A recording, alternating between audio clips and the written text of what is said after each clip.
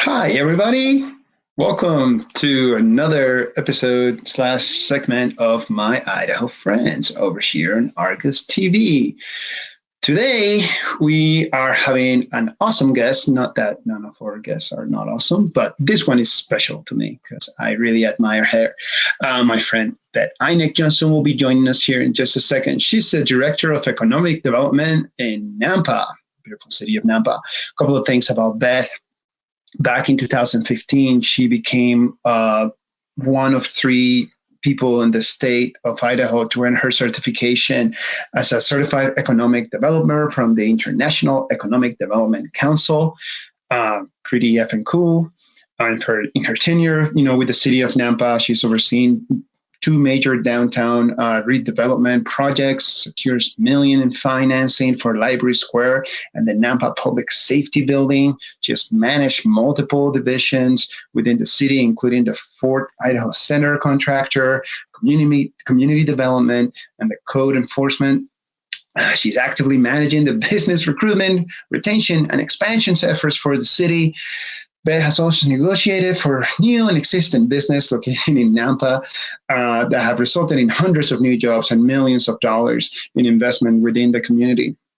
Her efforts have been recognized by Idaho Smart Growth, also by Compass Communities in Motion, Idaho State Historical Society, and then back in 2016, she was one of the Idaho Business Review's 50 Women of the Year honorees. So she's done a few things, and yeah. So without further ado, Beth, where are you? Say hi. Hello. While I pour some beer into my mug. Hi, Beth. How are you? All right. You look like you're at work and cool. You look like you're at work and being professional and adulting and busy. I'm pouring beer from, I just screwed up my pour. Anyways, I'm pouring delicious beer from Bear Island Brewing because I'm also at work and a professional, except I'm not wearing pants. So anyways, TMI. How are you today, my friend?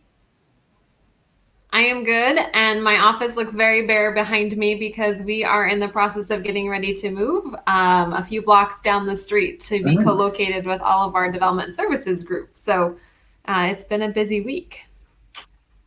Oh, that's exciting. So you guys are still getting in at work every day that ends with Y, with the exception of weekends? Yes. Yes. So we are considered essential. And so our office is still coming into work every day. And we have a team of about 7 of us total. We have one person that's working from home, and then the rest are coming in here. So it's still trying to accomplish a lot of business activity and keep things moving forward. Certainly our focus has changed over the last few weeks than where it was a couple months ago, but we're still here working away. Awesome. Well, I hope you guys are all healthy and safe and that you continue to be that way. And thank you for all the hard work that you do day in and day out. So the way that I like to have my conversations with most of our guests, I like to go back, in the past, get in the time machine and talk about, what is it, what that journey was like to get into where you're at right now. So you and I went to high school together, class of 98, Boise High. Woohoo! But your home and your love and and your family are all in the city of Nampa. You always speak so very highly of it, and I love to visit because then I get to see that too. How does one go about becoming an director of economic development? What was that journey like? Well, I always joke that my dad is a trained social worker and my mom was an economist. And so when you combine an economist and a social worker, you get an economic developer. Really kind of grew up with a passion for community and volunteering and being a part of the community and really trying to make the world a better place. So I majored in economics in college and really wanted to understand the business aspects. And then after college, it didn't last very long. I did a very short stint in the Peace Corps in Haiti and ended up getting sick pretty quickly and decided maybe that wasn't what I should be doing with my life. So I came back to Idaho and went to graduate school at the University of Idaho and focused in rural economic development. And my first job in the field was working in Weiser in Washington County, and got some exposure and figured out what economic development actually means. And then went to work for the Department of Commerce for a couple of years. And actually, my boss, who originally hired me at the Department of Commerce, came and started the first economic development department for the city of Nampa about 14 years ago. And when the opportunity arose, he hired me to come work at the city with him. And then I've been here since 2007. So 13 years in May. And I've been the director since 2013. So you know your way around. Yes. That's awesome. So explain, to me, because our viewers are way smarter than I am. What is economic development? I view it as really our role is to help build wealth within the community. And we do that by working with our businesses directly. So I support our existing business community if they are looking at expanding or just trying to retain their existence. Has been a lot of the work, especially in the last couple of weeks here, is understanding what their needs are and how we can connect them with the resources available. So like, for example, last week we did a webinar on the CARES Act that was passed just a couple of weeks ago with all of the SBA financing for businesses to get through the COVID-19 crisis. So trying to explain that information to our business community to make sure that they can access those resources and help them through that process. And then we also work in attracting new industry to the community. So building on what we have and growing it. So we're really involved in, of course, the Amazon project that was announced earlier or late last year, I guess. There's a company called Autovol that is getting ready to open, hopefully yet this summer, and that we help support in their facilitating a site location decision in Nampa. So lots of businesses that we get to help support and bring into the community, but also supporting those that are here already. That's cool. So we get the privilege, to speak with you, somebody that has been doing this for a hot minute. What was it like for the city of Nampa 10 years ago, from the economic development standpoint, compared to what it is right now? Now, granted, we're going through some special circumstances, if you may. And then after you answer that, what is the outlook? Perhaps, it doesn't have to be 10 years into the future, but at least in your opinion, where do you see Nampa at? Well, 10 years ago, we were 2010, right? So we were really still in the thick of the Great Recession. And a lot of our efforts, we had a ton of industrial property that was vacant. We had lost some major employers, especially in that high-tech field. We had a solar manufacturing company that was closing kind of in that general time frame or before probably. We had MPC computers shut down around 10 to 12 years ago. And so we had a lot of industrial vacant space that we worked hard to fill, and just a lot of unemployment that was out there. So kind of fast forwarding 10 years, we've grown so much in our manufacturing sector, from bringing in companies like Go Squeeze and Heartland RV that took up those two giant buildings that had been sitting vacant through the recession, along with many others. We've seen a lot of new construction growth in industrial as well as office. Certainly residential has exploded in the last 5 years. So we were just seeing all of that growth. And I started to feel like maybe we're getting a little bit of growth fatigue from our community with all of the new residential growth in particular. So maybe this has caused a little bit of pause, but we know that we're still building houses. We're down a little bit here in our new residential construction permits in the last couple of weeks. But it remains to kind of be seen what long-term impact this home order across the country will have from a migration perspective. Nampa, like the rest of the Boise Valley has had a lot of out-of-state residents relocate here of all ages, actually, not just retirees, but families as well. And a lot of that's really dependent on the housing markets in California and Washington and other states. So it'll be really interesting to see if the housing market retains its stability kind of through this, or if prices start to decrease and how that changes mobility of folks. But we've maintained a pretty low unemployment rate over the last few years. And a lot of that is because we've been able to also bring in new people to fill new jobs. So our unemployment rate would be nothing. We would have no ability to attract new jobs if we didn't have more people coming in, certainly. We've been adding about 1,000 to 2,000 jobs a year for the last couple of years. And we've certainly relied on those new residents to be able to come in and fill some of those positions too. Cool. That is awesome.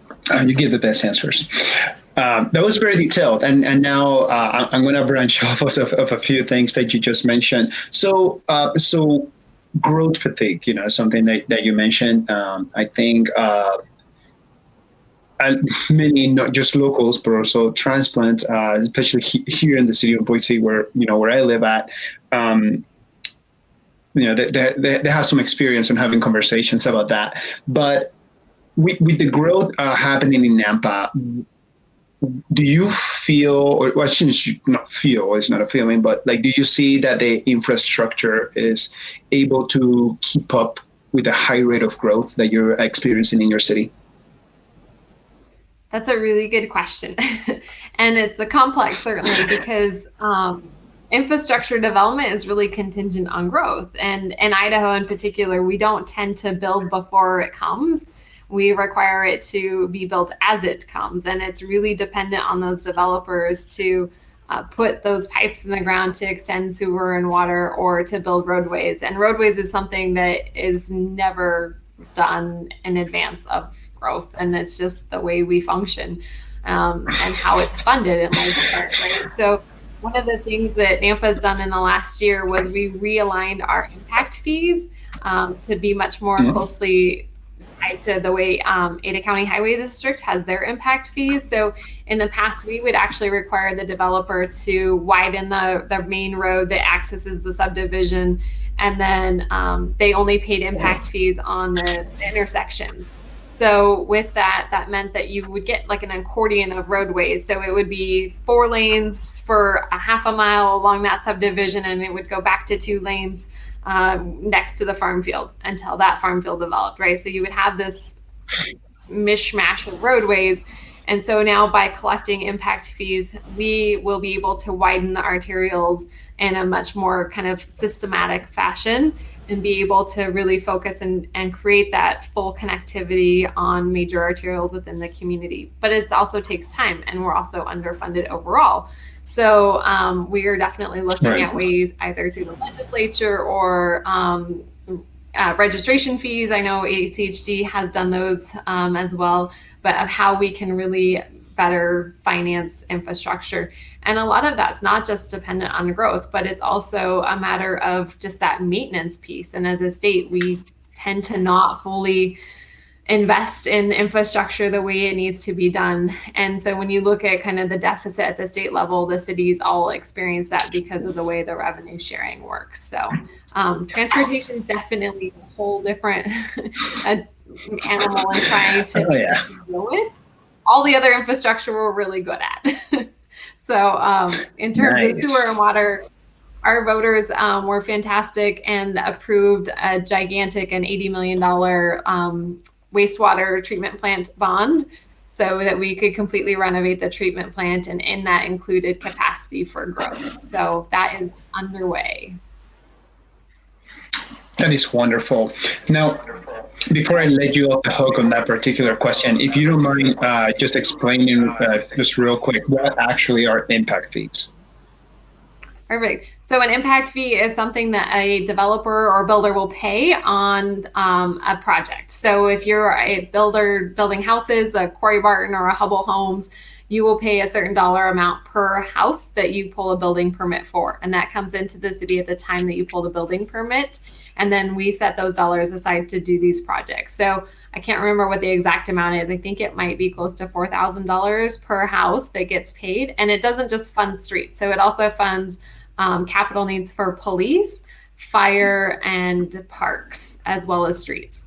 And then the same thing for commercial. So there's a certain dollar amount that is charged by square footage, depending on type of project. And that's how it correlates, obviously, to what its impact is for those different departments that receive impact fees. And they have to all be spent on capital. So none of it pays for the police officer to be hired. It just pays for like his patrol vehicle and office space type of use. So that's kind of how they function, and it's all based off of total square footage and a capital improvement plan that identifies the actual cost of growth.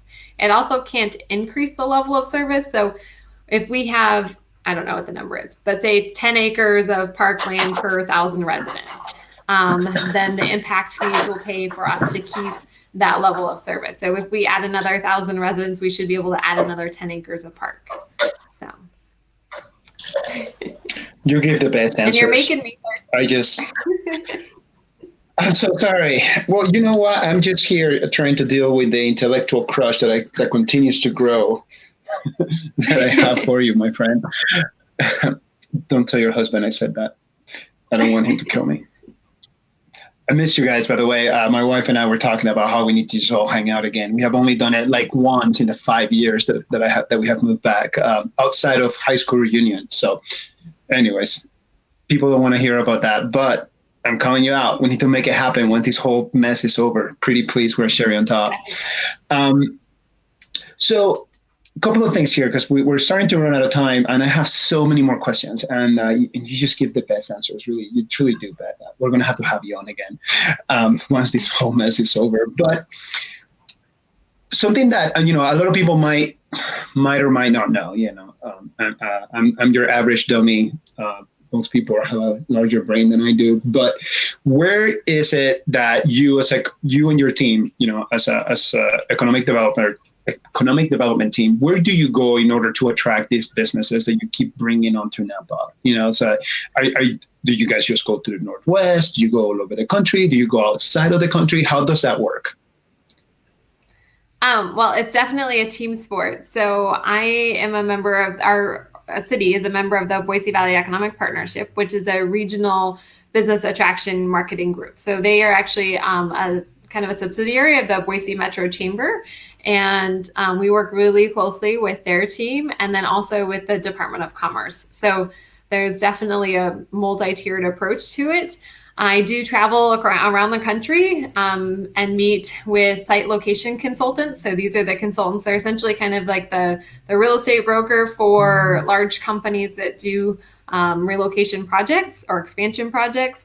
But they're very specialized kind of niche consultancy, and they look at things like labor analytics, the real estate, the utilities, the overall cost of doing business in the location, and they kind of build that whole portfolio for the company to consider.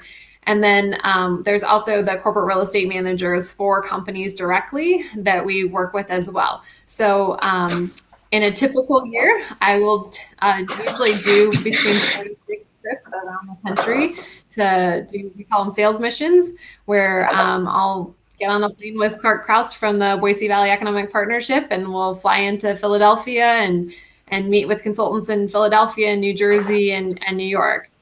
And then we might do a trip to Chicago or Atlanta. There's kind of some hot spots around the country of where these consultants are located. So if we can hit, 7 to 10 consultants in a week is a pretty good kind of level of being able to access them and just share our story and sit down with them and tell them about what we have going on and what's available, so that we can be kind of top of mind as they are working with their clients. And part of it too is we are not super well known outside of our blue turf. So part of it is kind of building the brand of who Boise Valley and Idaho is. And then also do some trade show types of things. There's industry groups that we're involved with. So the Industrial Asset Management Council is a national or international organization. Most of their members are within the U.S., but it's a group that we've gotten really involved in, and they meet twice a year, and it's all of those site location consultants and the corporate real estate managers for companies like Coca-Cola and John Deere and 3M. So we are able to kind of build relationships with those companies and be able to learn more of what their needs are, and when they're looking for new locations, that we have a relationship with them, and if they have something that might fit our area, we're able to be that connector.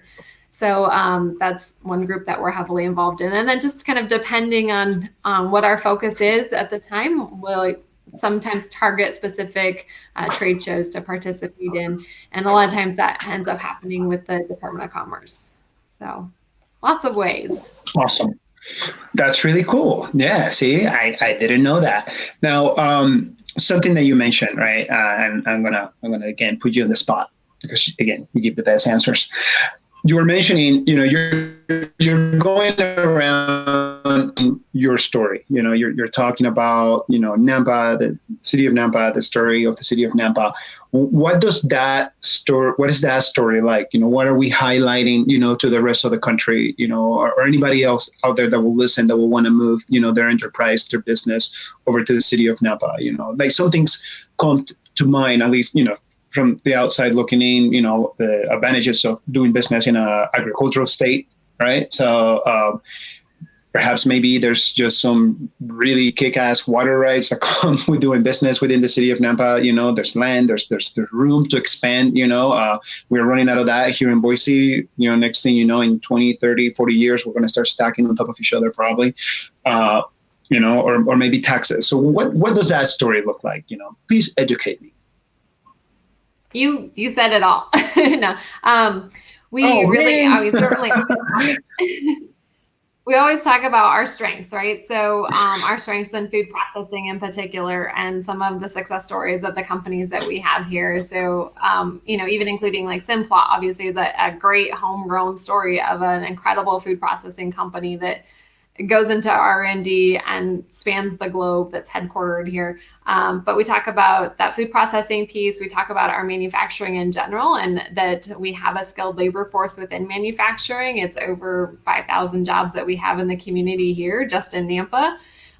We talk about our partnerships like with CWI and the educational opportunities that we have, and how education partners with industry to meet their needs. And certainly one thing that has become much more important in our story has been the in-migration piece, that companies want to be where talent wants to be. The most important decision that the companies we meet with make is around that talent piece. And they want to know that they're going to be able to attract their employees to that location. So, or they'll be in a place that's growing, that they'll always be able to have a good talent pool to pull from. So we definitely talk a lot about the graduates coming out of Boise State University or CWI, or even kind of at that high school level, and how many of the graduates from Boise State stay here or want to stay here in the Valley.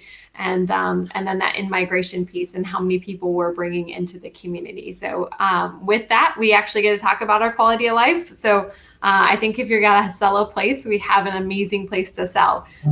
There's not a lot of places that you can be in the Oahe Mountains in less than 40 minutes, right? And on either running on a trail or mountain biking or on a four-wheeler. So there's just so many incredible natural resource amenities that we have, that it's really fun to be able to sell it. And it definitely makes you even more grateful for where you live. When you spend a week telling people how awesome it is where you live, and you remember it, sometimes when you're in that daily grind, it's hard to think, gosh, I'm just surviving. But when you get to go and sell that place that you get to call home, it's just so energizing to come back then and really work harder to build a better community. I'm so glad you touched on that here there at the very end. The 12 years that I was away during my time in the military, especially when I was deployed, I will always be talking about Boise and Idaho, and there's just not a whole lot. Actually, I was the only person in Idaho, as far as I know, within my company of Marines, and just like, well, what's so great about it? What's so great about Idaho? And then just like on and on and on and talking about, living in Boise, and then like the weather gets nice. And next thing I know, I'm floating the river and get out of the river and I'm outside hanging out with my friends. And then I go hunting and I do all these other things. And next thing you know, I'm in the mountains having a campfire. And, a lot of my friends were from very larger cities.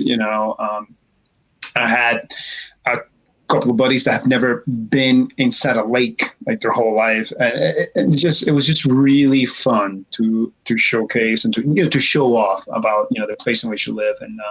And I will never leave here. I will die here. My kids will know that. They better spread my ashes in here somewhere. And it's really cool to listen to you, and whether you talk about Idaho, but also about the city of Nampa, because it's kind of sort of like looking at this other side of the mirror, just the same way that I feel about my city is the same way that you feel about your city. So the city of Nampa is very lucky to have you, friend. With that, couple of other questions that I want to, I'm dropping stuff. So clearly life has thrown us a curveball with the current climate of things. What were the goals for your team for 2020, and how have they changed? And if they have, and if they haven't, how are you guys adjusting? So we have a couple of kind of key focus areas. One of them is certainly to continue industrial development. So our manufacturing jobs have the highest wages on average for Nampa. And so we really want to continue to grow and encourage the development of higher wage positions that can support a family. And so we've been working with property owners in the North Nampa area that's north of Amalgamated Sugar and kind of the Costco complex. And there's about 350 acres out there that we're actually in the middle of an annexation and zoning process to get that in zone to light industrial. And so one of the things that we've essentially ran out of is shovel-ready industrial land. And so we are trying to kind of move that forward in cooperation with the property owners. So that's still underway. It's kind of paused until we can have we have one final public hearing before the city council to have that approved. So it looks like that will probably be May before that's able to happen. And then we have a really strong focus on our downtown redevelopment and downtown efforts. And we were able to hire a downtown Main Street manager.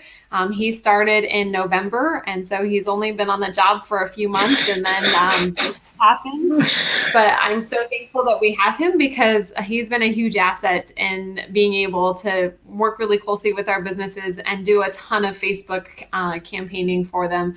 We have a lot of really great things happening in downtown, and we have some great restaurants that have opened up in the last year that we are really hopeful can kind of weather this storm. And we have a great downtown sidewalk project that is scheduled to be done in October that will expand the sidewalk in front of Mesa and 2C Family Brewing to be able to give outdoor dining. And we have kind of a temporary solution that will be constructed hopefully in the next month here that will allow for that outdoor dining during this summer whenever we can finally sit together and eat.